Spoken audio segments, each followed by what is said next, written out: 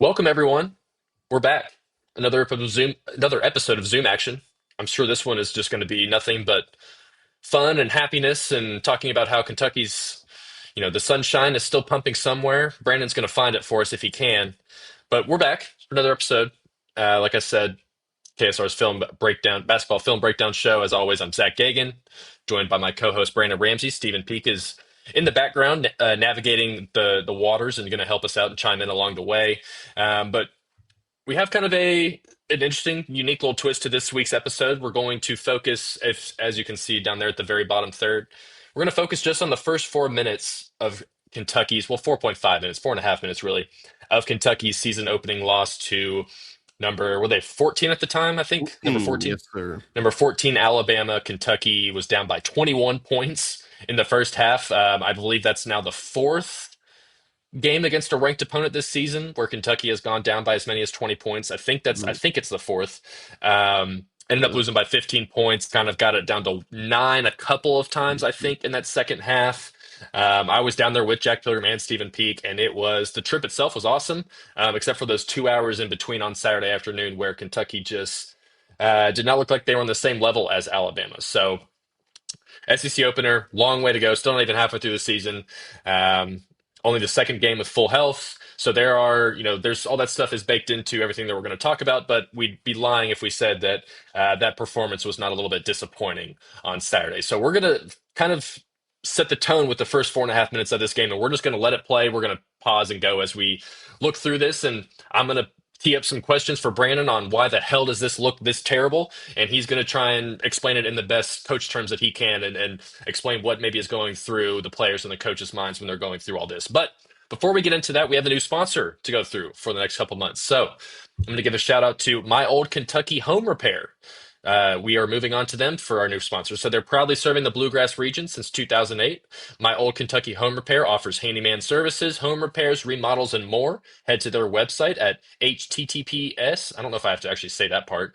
Backslash whatever. myoldkentuckyhomerepair.com. That's the link. To learn more or give them a call at 859-940-3376. My Old Kentucky Home Repair is your partner for any home project. Awesome. Love it. Shout out to them for being our new sponsor for Zoom Action for the next couple months. So, Brandon, I'm going to go ahead and bring in our guy, O Ball, in his recap video here. So, like I said, we're starting right from the tip ball here. So, we're going to let this play for we're going to stop and go or stop and pause as we go here. But 4.5 minutes, Kentucky starts off on a 5-0 run, actually. They get a couple Woo. Denzel Aberdeen free throws. Colin Chandler gets himself free for a three-pointer. And then after that, first 2 minutes or so, it just kind of all flips right on its head. And that's how the next 38 minutes of this game essentially go in favor of Alabama. So we'll be able to start with some good stuff at least. So we'll jump it off right here with the tip ball. Pretty good crowd there. Or actually, I take that back. Not the best crowd now that I say that at Coleman Coliseum. Maybe a weird start with the kids still coming back in and everything, but the energy was high in there. You might be able to see in the back somewhere around here. I think you got Jack and Zack just kind of hanging out watching Kentucky back there for those that care. But the first play here, this is obviously Kentucky's a set play. This is something that they wanted to initiate from the jump.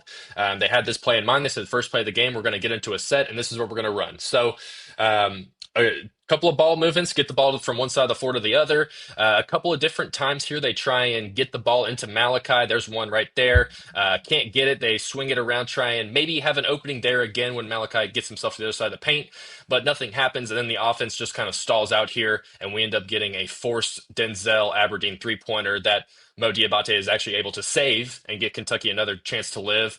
Denzel gets himself into the lane and does a pretty good job here of drawing a foul, getting himself to the line.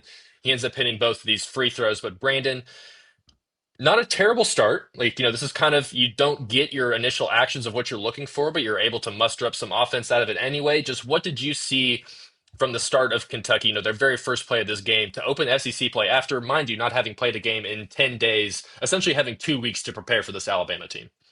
So the result obviously was fine. Like you get to the free throw line, you go 2 for 2. We got an offensive rebound, which was something that we were hyping up going Hmm. into this game. That offensive rebounding was going to be critical and something that Kentucky could have an advantage in. But what frustrated me, because this is a larger point, it's not about this one play, it's about the game and it's about the season. That the offensive execution is just frustrating. Again, you teed it up perfectly. This is the first play of the game. That means that it's something that presumably you've practiced. I'm assuming you went through it pretty intricately in walkthrough because you knew you were going to do it the first play of the game. So like you were very specifically breaking down like this is where I want you to get the catch. This is the timing. This is the reads that you're going to make. And if you can get to the point where Mo Diabate gets his catch there in the high At the post yeah, and pause it there. So you get Colin Chandler coming off the flex screen, pause it, go another beat, maybe right, one more. Now, like the play worked perfectly. Look at Malachi Moreno he is ducking his open. guy in. Like you have a left-handed pass for Mo Diabate right down the lane line to Malachi Moreno, who essentially has 2 feet in the paint. Now, again, like is Malachi Moreno Hunter Dickinson? Like, is this somebody that you're just going to throw the ball to 15 times a game and beat the best teams? No, not necessarily. But the point is, this is the play you decided to run, and and if you can, like, if we could really zoom in, like, Mo Diabate literally isn't even looking at Malachi Yeah, Moreno. He's looking at Denzel Aberdeen. So the very first read on the very first play that worked to perfection, now you have a junior who just literally isn't even like interested in the play. So now it goes on to the second side. You have another opportunity to potentially get into Malachi Moreno. Now this side was a little bit more cluttered yeah, because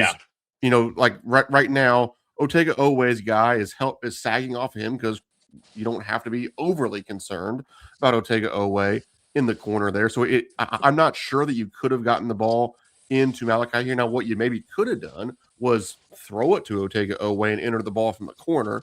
You might have had a little bit better opportunity there, but that's kind of besides the point. The biggest issue is, hey, like you, this play worked to perfection. You had a high-low pass from Mo Diabate down to Malachi Moreno there, and then you just didn't get it. But then I'll get frustrated still as this goes along, or maybe it's the next possession. Never mind. But yeah, there's plenty of there's a few frustration of to them. go around. Yeah. But yeah, so the point is, yeah, we get 2 points here, but it's still like you got to execute offensively, and that was a problem as the game went on. It wasn't just this one clip. Yeah, it was definitely a kind of a sign of things to come in terms of how Kentucky would try and generate their offense because there was just a lot of. It felt like when the first couple passes, if they didn't actually get what they were looking for, things would just kind of fall apart, especially in that first half. I think they picked it up a little bit in the second half when Jalen Lowe and Jaden Quaintance were able to kind of get a little bit more on the same page and get in the pick and roll, and Ortega just kind of decided that he was just going to bully his way to the rim. So that's kind of how they were able to generate points, not necessarily through some of these half court sets. And then we get some more good stuff though from Kentucky as this goes along. You get 2 Denzel Aberdeen made free throws, immediately go into like a nice little press here, and it ends up working immediately. Like work it to perfection. You just speed them up just a little bit enough. Didn't seem like Alabama was prepared for that. Aiden Holloway just fumbles the ball out of bounds. Kentucky gets the ball right back. Sweet. So already Kentucky, sorry, Brandon, already Kentucky's done a couple of things that we've wanted them to do, which was offensive rebound. You Yeah. got one of your offensive rebounds from Odiabate and force a turnover. You've done both of those things in the first less than minute of the game. So you're kind of off to a good start in that sense. And then you even get a 3-pointer here. Is there anything you wanted to add from that press there, Brandon? No, I was just saying, hey, that's awesome. Like you come out of the gate, you get an offense rebound, you get a couple points on the board, you turn them over. Like that's a great. What are we? 40 seconds in. Great first Hmm. 40 seconds. Yeah. Spoiler alert, though. They do not press again the rest of this video. So Kentucky does not. So take that how you will. But then you get right into your second play here. This is a play where the ball pretty much stays on the same side of the court the whole time, but Kentucky's able to create enough confusion through just a couple of passes and some good picks that you get Colin Chandler wide open for a 3, and he drills that one. It's a good play. 5-0 start. You're 55 seconds into the game. Kentucky has done a handful of things now. You've got an offensive rebound, you force a turnover out of the press, and you hit an open 3-pointer. I mean, you probably couldn't ask for a better start, honestly, if that's how you're kind of scripting things out for Kentucky. Just Brandon, take us through kind of how did this play work so well? Was it more of Alabama kind of getting lost, or was it just good execution from Kentucky, a mix of both? What did you see?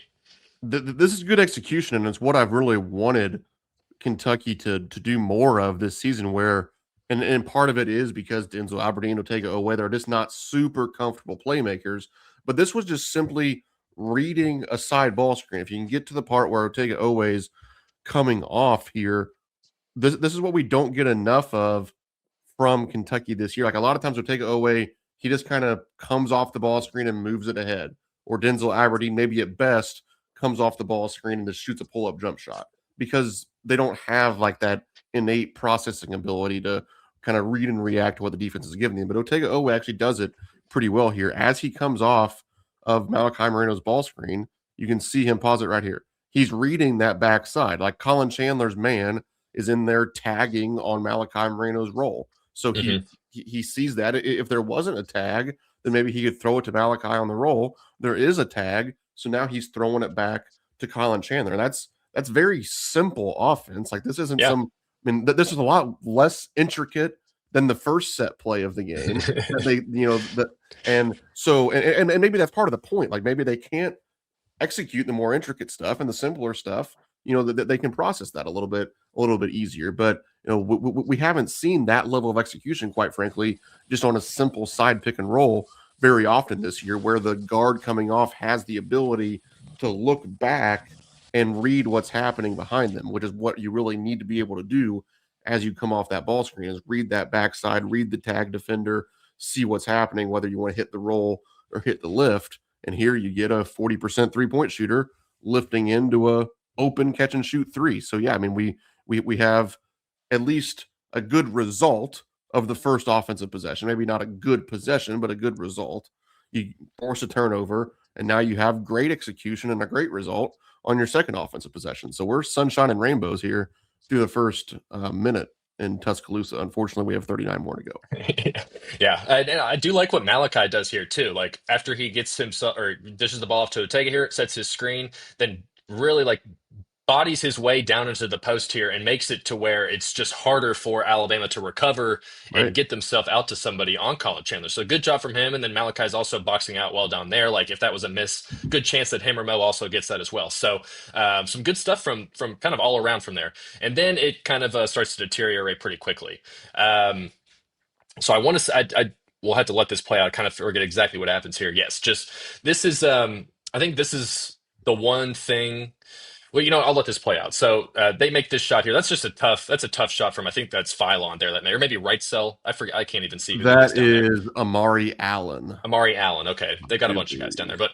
but yeah. So just Colin Chandler just gets beat off the dribble here around this screen, and then Malachi just isn't long enough. Like that's if there's one kind of real like bad trait about Malachi, not bad's the wrong word, but like he's just his wingspan isn't crazy long, so he can actually struggle sometimes to block some of these contested shots against good guys at the rim like that. But yeah, so this is just kind of a I don't know what the issue is here with Colin Chandler, like just not quick enough to stay in front of his guy. Maybe he's thinking about this screen too much, maybe or anticipating it too hard, and that causes him to maybe let up for just a half second, which gives Amari Allen a nice easy enough lane, like because that's a tough shot, like it really is, like, and that's good defense from Malachi, but there's just not much Right. he can do there because he's not long enough to actually block that shot without fouling him. So, Brandon, what did you see from this from Alabama's response here? Obviously, as you saw, like Kentucky made a shot here. No, they didn't press again. I don't know why. I'm sure that's baked into the game plan of not press on the second or whatever. I don't know why the reason, whatever it would be, but it's clear that they weren't trying to press again after that. And then it allows Alabama to get right into some easy offense.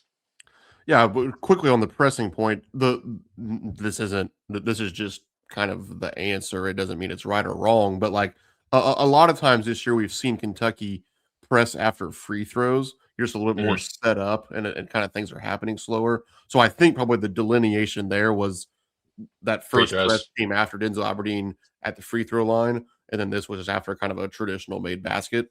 Again, I'm not saying that's the right decision. I'm just saying that's probably the difference in why they did it there. Right. But this defensive play, yeah, I think that uh, quite frankly, Colin Chandler was kind of anticipating this screen, and quite that they're probably communicating to him, hey, screen left, and it doesn't really get set. It was, he kind of ghosted it a little bit. But quite honestly, like if Kentucky would have made Alabama do this 15 more times yesterday or Saturday, as opposed to making 15 threes, the score would have at least been a heck of a lot closer, if not finding a way to have a chance to win down the stretch. So yeah, I mean the whole point going into this game, and we'll certainly get into this more, was make Alabama make tough twos like this. Is this great defense? No, not necessarily. It's not the best defense, but Tough man, shot. yeah, but like man, I would live all day making them make these shots. And if they beat you doing that, then you tip your cap and say, hey, Alabama's better than us. That's fine. I can sleep at night. But I didn't sleep at night very well with them making 15 threes. Yeah, and like Ortega's he does because a lot of I think the clips that are about to show, some of them are like some off ball stuff from Ortega on defense that isn't favorable for him. But at least on this play here, he's attentive enough to get to the corner, stay on the shooter, and then yeah, you just Colin maybe spends a half second too long thinking about the screen that's incoming. It allows his guy to get past him. And then this is, like I said, this is a tough shot. Like Malachi is a good defender.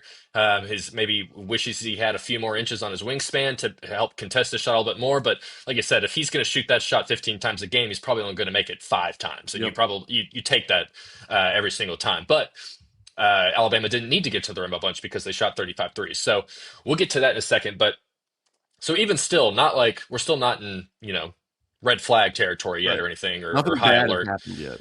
Yeah, not yet. So we'll get into our next play here. Again, the ball's going to stick to this side of the floor. It's just going to stay on the left side, get the ball into Malachi Moreno, who, if you ask Nate Oates, he's the only guy that's going to pass this ball. And even then, he's barely going to do it because Kentucky does never passes out of the post. I think he said they have 7 assists out of 13 games from guys out of the post.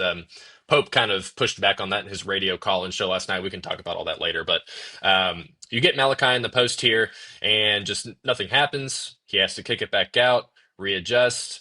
Still, the ball is still in the middle of the left side of the floor. You dump it back down to Mo Diabate, who is just not really ever going to do anything from this angle. I wouldn't think like that's just a hard spot for him to be that far out from the paint.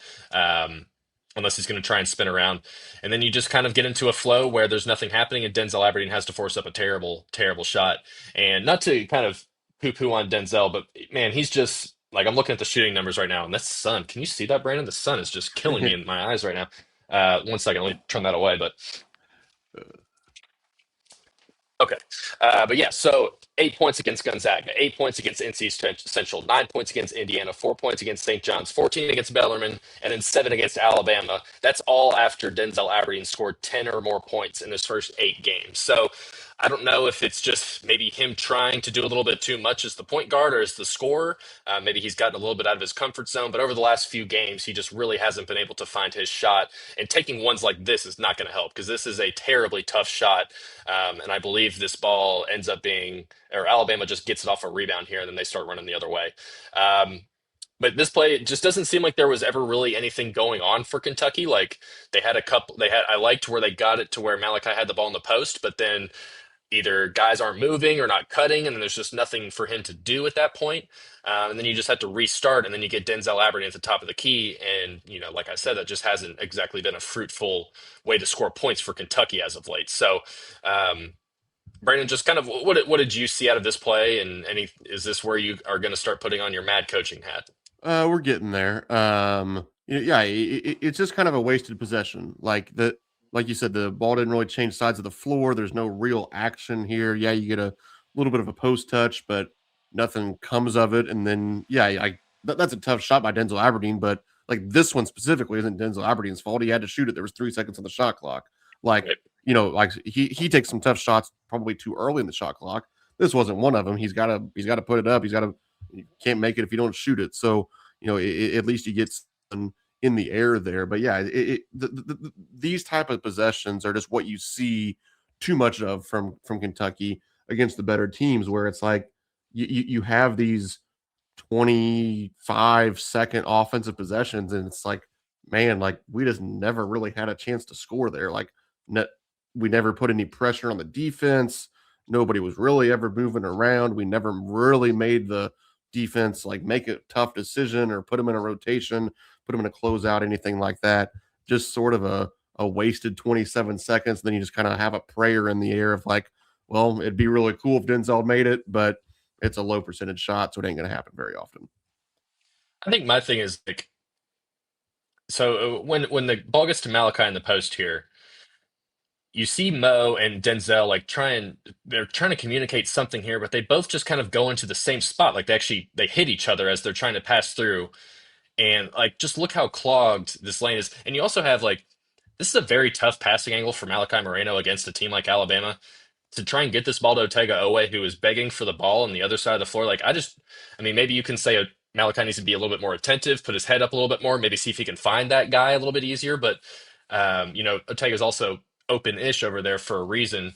But let me go back. Actually, there was one still that I just did where I was like, yeah, so like right here, like it just doesn't seem like there's anything Malachi can really do here other than wait for someone like Denzel or Ortega or whoever it is to just go get the ball from him at the top of the key and restart Right. things. Like that's just kind of all that's going on right here because you don't really have any good cuts from whatever Mo and Denzel were trying to do, and then you've got your two other guys on the opposite side of the floor, like in a crowded area. Where just getting the ball there from Malachi, I'm sure it's not an easy ask for him. Maybe he can still try and make it, but there's no like I'm not mad at him trying to reset things. And then we do another instance here where, Brandon, you can tell me if this is wrong or not, but like this screen sucks. Like that screen, that's not even a screen. Like it's a Yeah, I was gonna like I say what understand it's a screen? ghost, like it's a ghost screen or whatever. He's just trying to slip it and get open, but like you're not. He didn't fool anybody on that screen. So then you're back into a situation where there's just nothing going on. You just have to dump it down to Mo here, and then you get where Denzel puts himself in just an inopportune spot where he has to fire up a bad shot, and then Yeah. Alabama's running the other way. So anything else you want to add to that one, or let's just keep Let's the keep good it vibes rolling. rolling? Yep, we got more to talk about. Yeah. So I believe this ends up being like a miscommunication on defense uh from maybe Colin. Yes, yes. So this is a miscommunication here from Colin and Otega, or at least that's how I view it. Brandon, you might view it a little bit differently, but um, Colin just struggling as well to stay on ball here. Otega losing himself a little bit. Both of these guys, like this just cannot happen when you're playing Alabama. Like if an Alabama player gets a shot like this, it's going to go in 50% of the time. This cannot happen. I thought it was a little bit miscommunication from both of them, maybe poor effort from Ortega to try and really fight through and navigate his way over. But you just give Alabama a wide open three, and they're going to make it. Not, like I said, probably 50% on that look right there. That's Amari Allen who started this game pretty hot. Yeah. But so just right here, like that's 5 feet of space for a guy in Alabama who's going to take that shot every single time. So that was kind of the start of the 3 point defensive woes for Kentucky, where they just didn't seem to have any sense of urgency guarding the second best offense in the country, especially from deep. But Brandon, just take me through your general thoughts of this play here. Yeah. Well, I don't know if we'll get to them or not. Maybe not here in the first 5 minutes, but let's pause it right here. Um, there'll be if you watch the whole game, there's plenty of times to blame Colin Chandler for things. Like we know that this guy will find a way to get under a ball screen like nobody's business. All It I'm is gonna I'm strange. I'm gonna mostly absolve him from blame here. Like this is Okay. Otega Owe's fault. Like first of all, I mean, Colin Chandler stayed with that drive. Like, what are we helping for? Otega always just swiping down here for no reason. So, I mean, first of all, it's for no reason. Second of all, you're helping off of a shooter against Yeah. Alabama. I would rather, like, again, I would rather him go lay it up. I would literally rather him go lay it up over Malachi Moreno than so. As soon as Otega Owe did this, like, that's what screwed up the play. Everything Hmm. that happened after that is because of this decision right here. You don't need to help like that. Like, where was the ball handler going? He was maybe going to get to the SEC logo and then kick it out to their other side. You're just helping for no reason, not to mention you're helping off of a shooter. So now let it get kicked out. And then the frustrating part here is like right there, like because there was a little bit of like two ships passing in the night there, like Otega then just kind of stands up and like, oh Yeah. well, this guy was in my way. Shoot, like so. Yeah, I mean, like if your communication and your urgency is like just turned up to 11, and like, man, we're the best, like we're Houston, we're the best freaking defensive team in the country, then like maybe Colin Chandler is like so engaged that he can somehow read this happening and he can switch out there and be a little bit closer. But like this is Otega Owe's man. He should be tighter to him the entire time. Like it would take like if Colin Chandler did something here to contest this, it would be like, holy cow, what a great defensive play Colin Chandler made. So Yeah, it's not fair to critique him for not making what would otherwise be like an otherworldly high IQ play.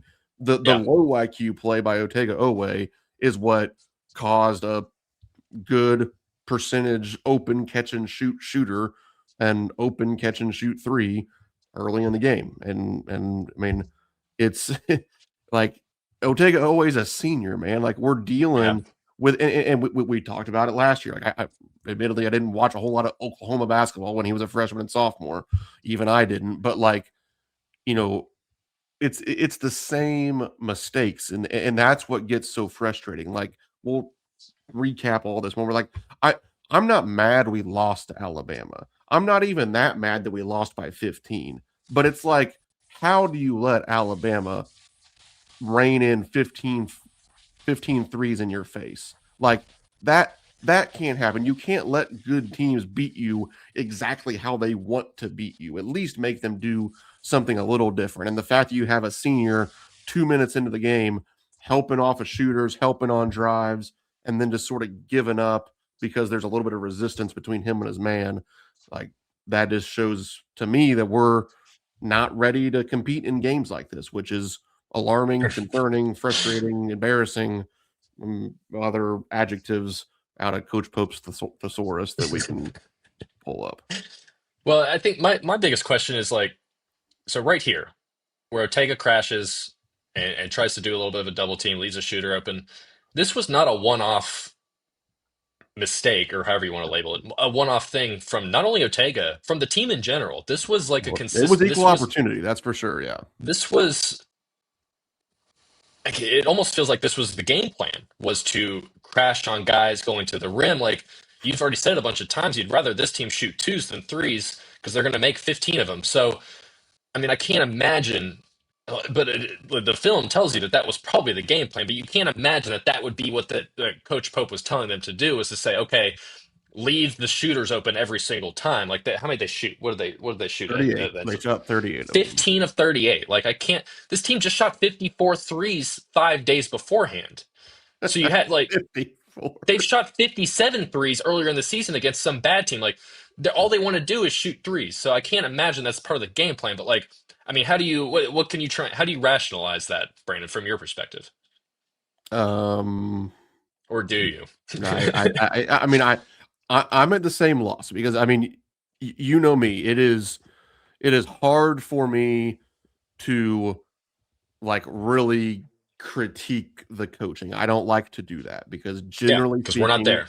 yeah, because I just think that like I I have so much, or I want to have so much faith that they are doing at least what I would be doing, and then I would assume that because they coach at Kentucky, they're smarter than me.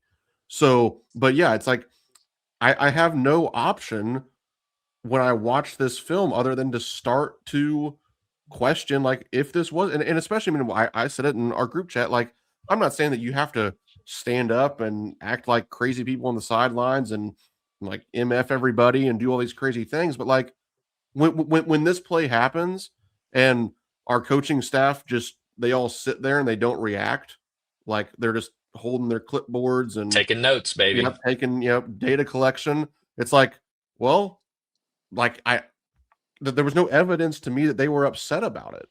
Mhm. So like I know I'm awfully upset about it. I'm really upset about it. It bothers me to my core that they made 15 threes. And like I know like I know it, like I'm not trying to say it doesn't bother them. I know it bothers them. It doesn't make any sense for it to not bother them. But Yeah, like, boy, I would sure like to see it bother you a little bit because otherwise it does make me think like maybe the plan was let's hope they miss today. Because when you don't stand up and say, "Hey, Otega, quit helping on the drives," then I kind of think like, well, like you said, maybe Otega was supposed to help on the drive. I don't yeah. know. But it happened a bunch and over again. So it's just it's odd. It's strange. Um, Brandon, we're 30 minutes in, and we're only 2 minutes into this game, by the way. Yep, that's the way it goes. So let's just keep it rolling here. So we're gonna go back to a Kentucky possession here. Again, watch where the ball stays on the side of the floor. It's going to be pretty much on this right side the whole time, and then the ball just goes right out of bounds. You know, I don't know how much I can really fault everyone here. Like, this is probably some good defense. Like, I mean, you're getting yourself in a good position here. Like, if this pass gets through, Collins probably dunking this ball, but it doesn't. So it turns into a turnover because then they have two guys on him and Collins just can't hold on the ball and it fumbles out of bounds. So I don't know. Like, Brandon, I'm not smart enough to figure out what was supposed to, what the purpose of all this play was. I just imagine it was just find Colin Chandler on the cut. It just didn't work. Like, is there anyone that you can really blame for this, or is this just good defense from Alabama? Yeah, I mean, yeah, you're just running offense here. Like this isn't like a set play. This is them just kind of getting into zoom action, quite frankly. Yeah, And Colin reads that they switch out pretty aggressively, so he back cuts it. He is open essentially, and Malachi sees him. This doesn't get the pass delivered. Like, you maybe know, bounce past this, or you can still maybe maybe a bounce tough back. one. That's Yeah, probably your best bet. There would be like, they always say, your junior high coach said, fake a pass to make a pass. Like, yeah. maybe you fake them high and you drop it low and you can get it to them. Yes, I think that was in a Fake it rap high, song drop it low. sometime. Yeah, that's my Yeah, favorite dance move. um, but yeah, that's one. It's like, we can't sit here and critique everything for 15 minutes. It just Yeah, it didn't work. didn't work. That's fine. Like, that was not a Yeah. play that I was At least it too was the overly right worried. right. The cutter made the right read, the passer made the right read. It didn't get connected. Like, eventually that's a problem, but hey, like, I'll take it that at least we saw it. Yeah. And it wasn't, like, it was fine in the flow of the offense how it happened, I thought. Mhm. All right, let's see what happens here. I believe this ends up being just kind of some poor off-ball defense here from Ortega that leads them to an open three. Yeah, this is Ortega's about to get just, I don't know if stuck is the right word. Maybe just dies on this screen is probably the better word, because he, like, once this ball Jesus. gets kicked Oh out, my like, goodness. Ortega's really just not trying at all. Just No one's happening. really trying. Like, I mean, I know like, what's Colin Chandler supposed to do at that point? But, like, you can at least try a little bit to jet out there. The shot doesn't go in, and then Malachi loses a rebound to a guy that's 6 inches smaller than him, and they end up resetting the offense here. And then Colin Chandler just gets beat, or no, well, good for him. I don't know if he fouled in there or not. I think Holloway was complaining for a foul here, Yeah. but they end up getting the ball back at least. So. Um, the play ends up working in Kentucky's favor because they get the ball. But I do not like how that Lucky. 3-pointer got. Yeah, I do not like how Alabama got their 3-point look there. And I would assume that kind of the blame there falls on Ortega. But Brandon, what did you see from this one? Yeah, I mean, again, like, pause it right now. I I I get it. It goes against your general principles, general basketball team. Like, you have to have a very kind of, I don't even know what the word is. Like, it's a very extreme scout when Hmm. you're going against Alabama, because they're a very extreme team. Like, people don't, even nowadays, people don't shoot threes at the rate that they shoot them. So Yeah, like, you have to kind of, like, you have to match their crazy a little bit. Like, hey, if you're going to be insane and shoot 57 threes in a game, then our scout has to be a little crazy. So, like, honestly, right now, if I were coaching, I would tell Otega, oh wait, you were too far from your guy. Like, I hmm, do not care what happens with the ball. Like, that is a one-on-one situation, and I'm going to hope that we can win enough one-on-one situations defensively to have a chance to win. But I sure as heck am not going to let them shoot it in from three. So I'm going to stay tighter to my man. I'm never going to have that much room. So let it play a little bit. And then, yeah, obviously he gets flared in here a little bit eventually. Again, like right now, too much space. Like, the reason you get flared in is there's too much space. Like, if you were just standing yeah, up here with him, he ain't going to come screen you all the way out there. And even if he does, who cares? You just deal with it. But like, you gave him so much space. And then, yes, like, I hate to see, I mean, would he have contested it? No. But to see you get screened and then it's like you just stand up because you're like, again, it's like, oh shoot, somebody's in my way.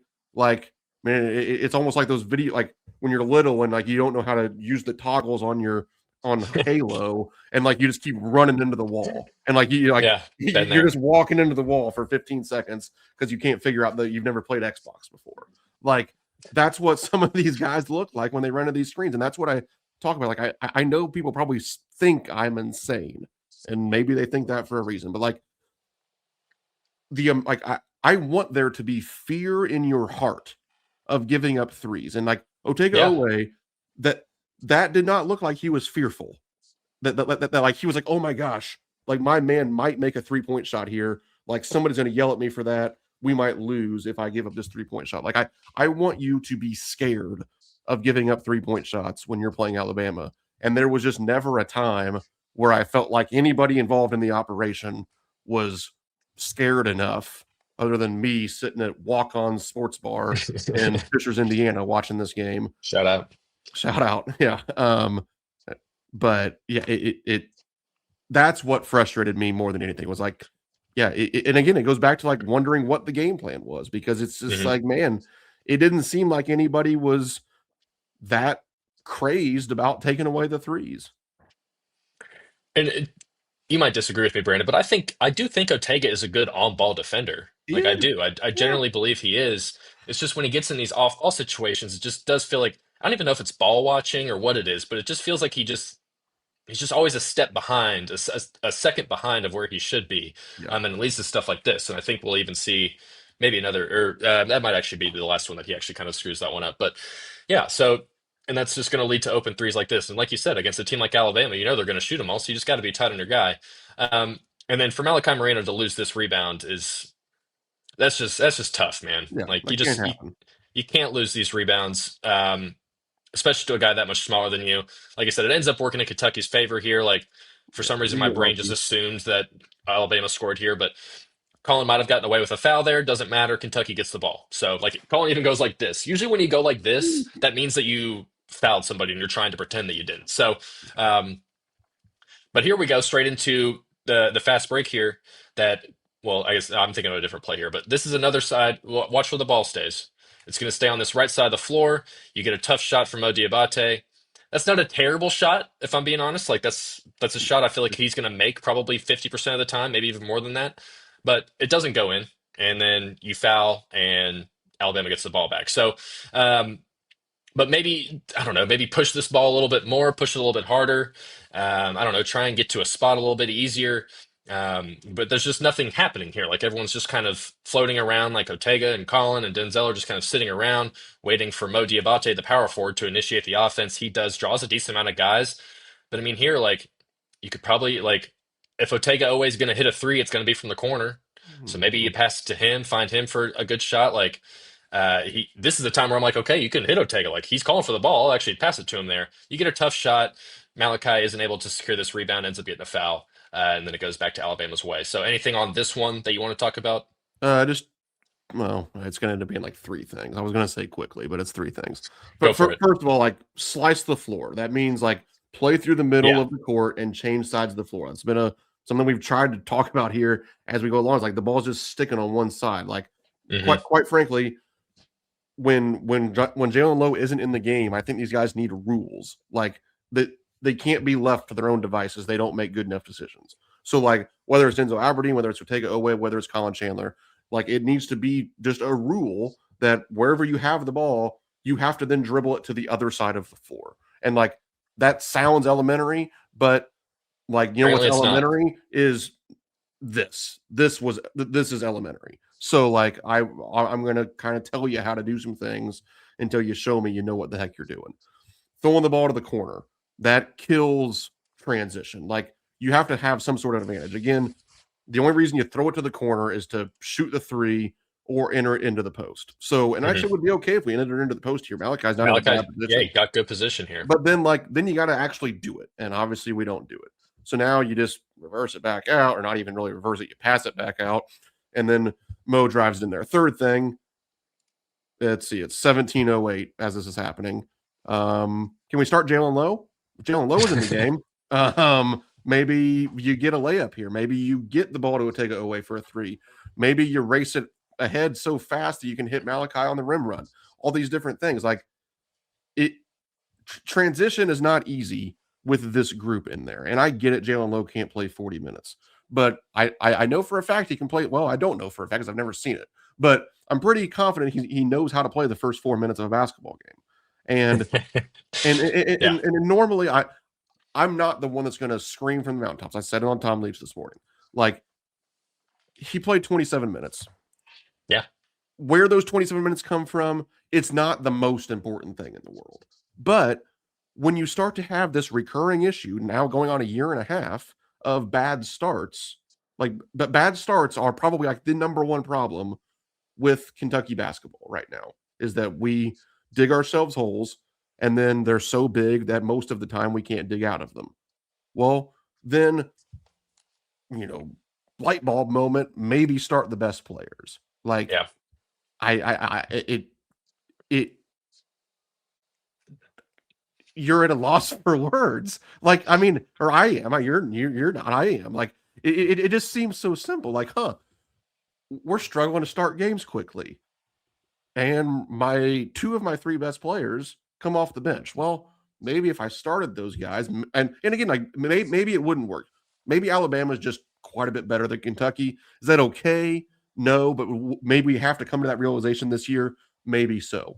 But let's at least give ourselves the best chance. And I can about guarantee you that having Jalen Lowe sit on the bench and have to watch Colin Chandler dribble the ball up the right hand side like it's Yeah. third grade basketball because we're about to watch it happen again, and he's going to shoot some insane shot. Yeah, Like, that's my least favorite play of the whole game, yeah, actually, the one we're well, going to yeah, show here in let's a go minute. ahead and get to that so I don't get mad again. Well, to the Jalen Lowe point, like, I think it was Jack even that asked him Pope in the post game Uh, press conference, like what's the theory of the slow starts and not starting Jalen Lowe? And Pope said he's like, well, we hit a wall after the first 2 minutes, and it's like, I, you know, I think you hit the wall when the game started because it's not like anything really changed from the first 2 minutes till the next 3 or 4 minutes after that. Like you just have like you still got kind of the same general offense. It was just that you were able to get Colin Chandler open for a three and he hit it. And that was kind of the difference between the first 2 minute segment and the next 3 minute segment. So I don't necessarily agree that they just hit a wall. Like you just got to, and especially like off the top, 20 point deficits to ranked teams this season. And pretty much all of those come in the first half. Like most of those have come in the first half where they get down that bad. So there is something to like. I understand that it doesn't matter who starts, it matters who's finished it, but it matters who starts when you're getting down in all these holes. And like that's, I feel like that we're just saying that 1,000 times over and over again.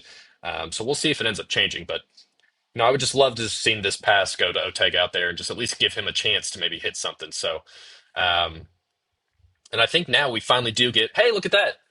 Jaden Quaintance woo. has entered the game, 17:02. Kentucky, it's 5-5, so it's not even like not in worry mode yet, but Jalen Lowe is still not in the game. Here we got Alabama. I kind of forget exactly off the top of my head what happens here, but I know they're going to score some points somehow. Actually, this is just Phylon being an NBA player. If I'm being honest, I think there's like a move here he does at the very end. We'll see exactly how this happens, but 20 seconds of so good defense right now. yeah, so this is some good overall defense. Actually, ends in Well, UK's favor. great Ah, defensive this possession. this is our play though. Yeah, so this is I'm thinking of a play ahead here that we'll show in a second. But yes, this is what I was talking about with Otega.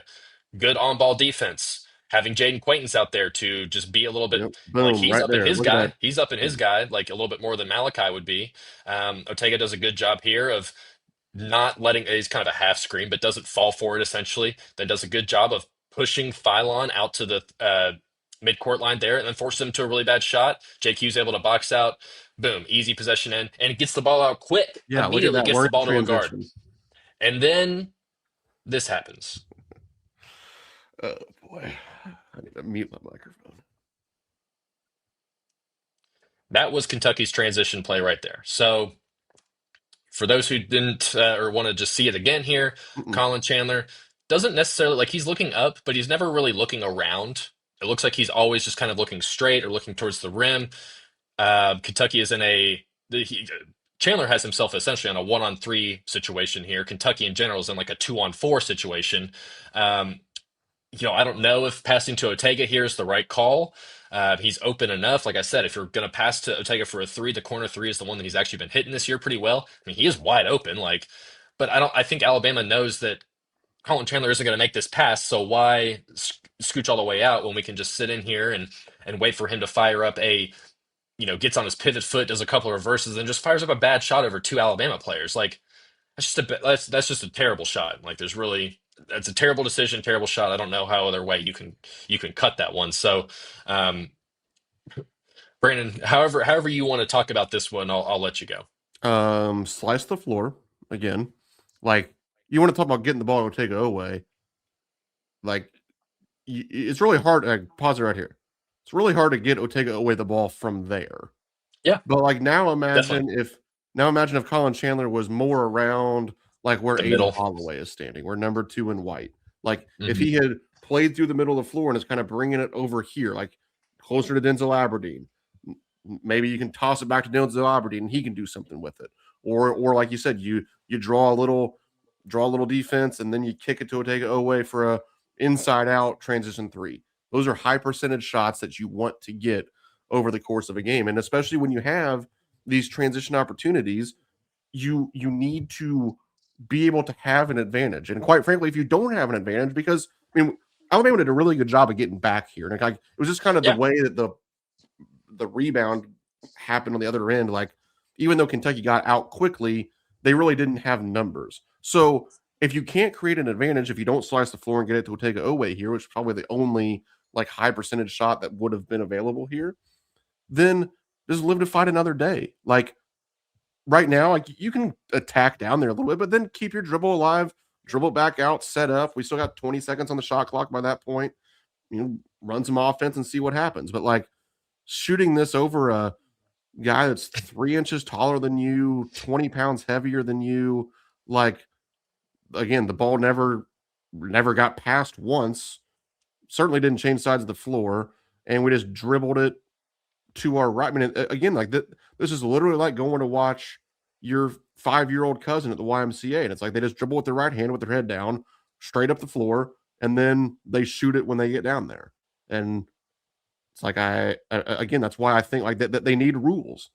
Like you have to slice the floor. Maybe put in a couple of like secondary break sort of set plays, some quick actions where you can try to manufacture something because they probably don't have, again, you don't have Jalen Lowe in there right now to just yeah, sort of create something out of nothing. You need to manufacture something. And yeah, it's, again, against anybody, but especially against Alabama, especially on the road, like you just can't waste possessions like this. You can't waste opportunities like this. And, I don't, let's see, I've got it right here. Kentucky turned the ball over 12 times. That's not terrible, but this is a turnover. Like yeah. it goes down as a missed shot. That's great. It makes us feel a little bit better, but like it's a turnover. It is a wasted possession. Well, even like just looking at this shot right here, like you're saying, there's room for Colin to wiggle himself into the middle of the floor here a little bit. Um, but like this is kind of a damned if you do, damned if you don't thing, because obviously I think we both agree that this is the wrong decision from Colin. You try and maybe pull this ball out or get yourself into the middle of the lane a little bit and maybe set up the offense a little bit different. But even if Colin does pass this ball out to Mo Diabate, like, are you confident Kentucky's going to sit there and find a better shot over the next 20 seconds out of their half court offense with this lineup on there? I, I'm not entirely sure they do. Like you might still end up You'll getting get the something same better result. than this, but no, to your That's fair. point, Yeah. yeah. So you don't necessarily feel confident that even if this ball gets passed back out, anything's going to happen here. So we'll go ahead and let this one ride out to the next offensive possession for Alabama here. This is the one I was talking about where Phylon, like, this is just him being good. Like, Uh, I'm not gonna take away anything from Kentucky or Jaden no, or anybody on this play. Like, Jaden Quains is locked into a stance here. Like, he's not doing anything bad, and then he just gets beat by a fellow. Like, Phylon's probably gonna be a lottery pick. He's mm-hmm. in a lot of mock drafts as a lottery pick, and then just does this Look at this. nasty little Euro step through around Mo and Jaden Quaintance, where he just puts the ball in the like. I don't know what Kentucky's supposed to do there. So chalk that one up. That's just Alabama has the better player. Um, Again, that was worth two two. points. Two Yes, points. not three. That's I true. like it. Make the NBA lottery pick be an NBA lottery pick. Yeah. Make him. I mean that is a elite play. Yes. Let's see how many. And, I mean, and again, like LeBaron Philon, he might make that play enough to beat you. He literally might because he's that good. But Not let's by at least 15. let's at least make him do that instead of letting two of their best shooters, Aiden Holloway and Mallet, let those guys make 10 threes. Like that's insane. We let those Yeah. guys make 10 threes. Like let's make LeBaron Philon be a NBA player to beat us at least. And then we get back into some offense from Kentucky here. Again, watch where the ball stays on the side of the floor. It's going to stick to this right side. You get a pick and roll here. This is not a bad shot either. Hmm. This is not a bad shot. This is good offense, I think, actually. Like Yeah, I can live with it. you get Denzel gets himself in, like he loves to do that Chris Paul move where he gets his butt, he tries to use his ass as like another wall essentially. And it works. Like he gets himself in a good position. He probes a little bit, waits for Jaden to get down low to kind of drag his defender with him, and then has like a clean look at a 8 foot little floater right here. It just doesn't happen to go in, and Kentucky's not able to get the rebound. So I don't think there's anything wrong there. It's just a guy's just misses a shot, and Yep, like it happens. it happens and it sucks. And that might speak to a wider range of issues of like, shouldn't you have a guy that can make that shot? But and it kind of goes back to what I was saying about Denzel. He's just not in a good flow right now. Maybe that'll change. There's a lot of games to go. We'll see. Um, and then Alabama gets back into their offense here. I think this ends up being the last play we'll show. Um, and yeah, just too easy here, I think. Like, and this is good offense from Aiden Holloway because he's a really good player, and really fast. And you're getting. I think my thing with this one is how does I don't think Mo should ever get in a situation here where he's the one guarding Holloway and transition. Like, I just don't think Let's see that it should. here. I think you should be able to assign, like, you should be able to react better in real time to get to a point where you don't have a mismatch like that. Like, Mo Diabate should not be on Aiden Holloway here because he knows that that's barbecue chicken. And even if Jaden Quaintance is coming over, he's skilled enough that he can put this one on the top of the glass and it's going to fall right in. So, and this ends up being the last play that we talk about because Kentucky isn't able to generate any offense, and then it goes into immediate timeout. So, but anything on that last play there that you want to talk about, Brandon? I mean, honestly, no. Like nothing you said is wrong, but like in transition, you don't have a man necessarily. Like you just have to kind of get matched up as it comes to you. And in theory, I mean, It's it's a two. yeah. I'm going to use a bunch of coach speak. Like anybody can guard anybody for a possession, especially Hmm. Mo Diabate. Like the reason you recruit Mo Diabate is because he's a versatile defender. Yeah. Like do I love his matchup on Aiden Holloway? Like no, of course not. It's not a good matchup, but there's not that many guys that can guard Aiden Holloway. Like, Right. do I love the matchup of anybody on Kentucky against Aiden Holloway? No, I don't. So, and again, yeah, it is a insanely tough 2 point shot. Like there's one spot that he can throw this off the glass where it goes in, and he's just so good at basketball that he can do it relatively regularly. But again, yeah, it is 2 points. And in this first segment here, Kentucky's made Alabama score some 2 point shots. And yeah, is the goal to be down 9-5? No, but I'll take 9-5 over 47-26, which is it's about to be in 15 minutes. And the reason it's 47-26 is because they make 9 or 10 threes over the next 15 minutes. Hmm.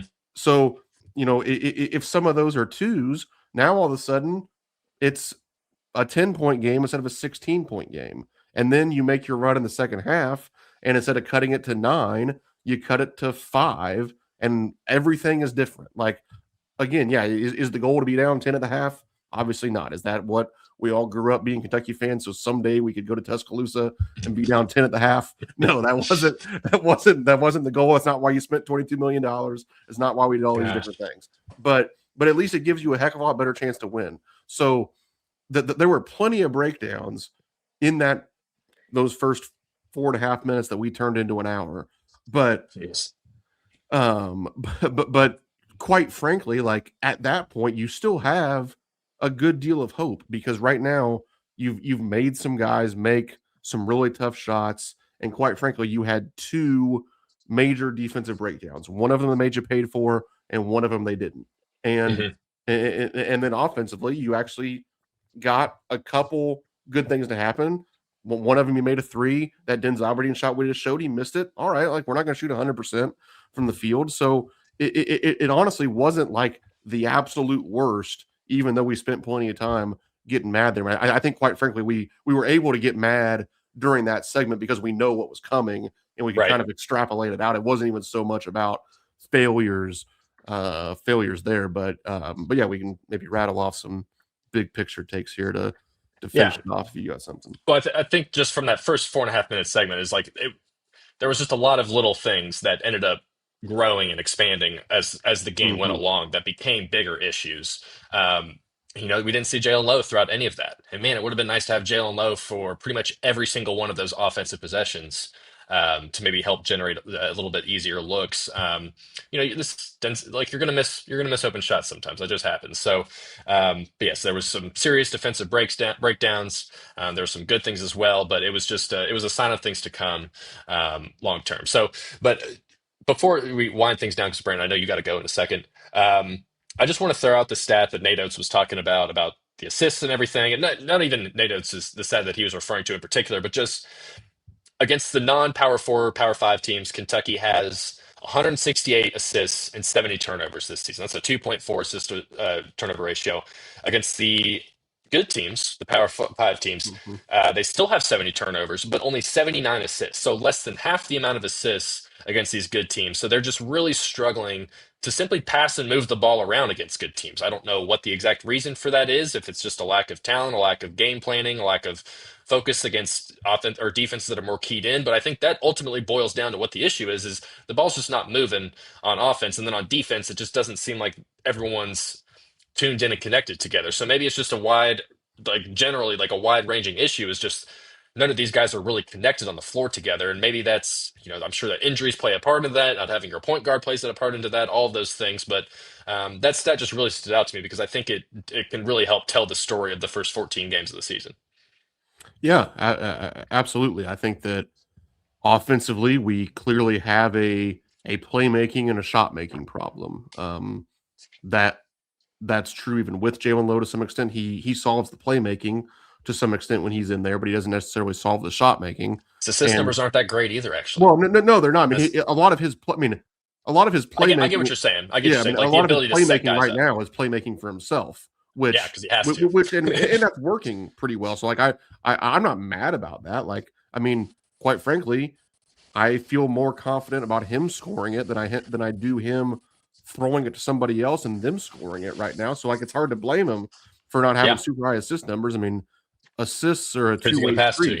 He can Yeah, I mean he can make a bunch of great passes, and if guys aren't making open shots and we're shooting 4 or 19 from three, there aren't a whole lot of assists to go around. And then we certainly we've beat a dead horse at this point with the defensive issues, certainly from this game with just yeah, it's concerning just whether it's game planning, whether it's execution, from a fan standpoint, it almost doesn't matter which one it is. It's resulting in poor play, and it's resulting in losing the games, which is ultimately really all we care about. We just want to win the games. I yeah, don't necessarily care how it happens. I just want to win the games, and that's not happening at a very good rate right now. To put a little bit of a positive spin on this, because it's what I seem to do, I guess. yeah. Um, We're not gonna be all negative. a few things. First off, we don't have to play Alabama again in Don't the have to play him regular on the season. road either. Nope. That's the Like we're toughest. That's done. probably the toughest SEC game of the whole season. It's very possible that that's the case. So you're done playing Alabama. Secondly, something I'll say, probably what I mean, Big Blue Nation was riding the highest in the moments after the Purdue exhibition. Probably it's like when we were all convinced, like, all right, print the 40-0 shirts. Go ahead Hmm. and book your tickets to Indianapolis. We're winning the whole thing. Even at that point, you could have done an exit poll outside of Rep Arena of, all right, give me your SEC record. People would have said 15-3, 14-4, whatever. To a man almost at Alabama probably would have been a loss. So guess what? Like, even when we thought we were going to win the title, we are exactly where we thought we were going to be. So like in terms of SEC play, like yeah, we can all sit here and worry about bad things that haven't happened yet. But right now, whether we were the best team in the country or the 25th best team in the country, we're 0-1 in the SEC. Quite frankly, kind of like we thought we were going to be. And, Yeah, and then to that point too, and it's something I've said on the board, I've said on Twitter, like I do think that, yes, is it very fair and apparent to say that today we are not a top 15 team? We got plenty of evidence to say that yeah, that's true. yeah, We've played five of them, and save for North Carolina, they've essentially beaten the crap out of us. So clearly there's a tier of those teams, and we're not there. But then also, and everybody can poo poo St. John's and IU and all this kind of stuff, but like objectively, they're what? top 40 teams in the country, somewhere around Yeah, there. So like, good oh, teams. yeah, so yeah, they are fine, good teams. So really, all we know at this point is that we're somewhere between like 16 and 35 because we're a decent amount better than IU and St. John's. We showed that with dominant second halves and winning by double figures. And then we're not as good as those top 15 teams. So, like, and again, like, does that mean that was our goal? Does that mean that that's okay? Does that mean that we're all excited about being the 21st best team in the country? No, but it's a long cry away from like not making the tournament. It's a long cry away from it being an abject failure. Like, it's a long cry away from the sky falling. Like, I do think that you can still see this Kentucky team settle into that 20 to 30 range where you win plenty of games in the SEC. I mean, we have two games coming up this week that like are honestly a heck of Should a lot win. more important than anything else we've done because Yeah, you can afford to lose some quad one games. You can't lose quad three games at home. Like yeah. the if we lose one of these games this week, then quite frankly, then we can have the conversation of like, are we going to make the tournament? Because if you Hmm. lose one of these, then like you have work to do to make the tournament. With the resume right now, there's no concern right now about not making the tournament because you have a couple decent wins, you have no bad losses, and you have Kentucky across your chest. So quite frankly, you're in the tournament. But like, talk about must-win games. These are must-win games this week because they actually hurt you if you lose them.